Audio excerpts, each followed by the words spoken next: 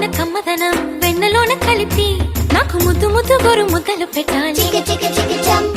ప్రేమలోన ఉన్న తీయదనం ప్రేమతోటి తెలిపి చిన్న తప్పు చేస్తే నన్ను తీయక తిట్టాలి.